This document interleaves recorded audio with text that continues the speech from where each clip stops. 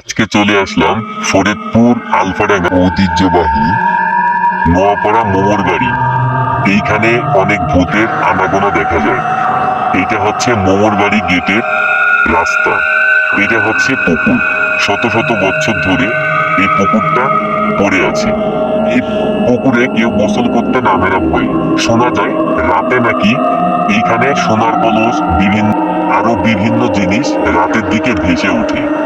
যারা এই জিনিসটা দেখে তাদের 7 দিন 10 দিন, অনেকের 1 মাস জ্বর থাকে, আরো বিভিন্ন সমস্যা দেখা যায়। যে বাড়িটা আপনারা দেখতে পাচ্ছেন, এই বাড়িতেও নাকি গভীর রাতে ভূতের বিভিন্ন ধরনের আওয়াজ এবং কান্নাকাটি শোনা যায়। এলাকার মানুষ এই বাড়ির আশেপাশে রাতের দিকে চলাফেরা করতে অনেক বেশি ভয় পায়। এটা যেন একটা ভূতের এক বাসস্থান।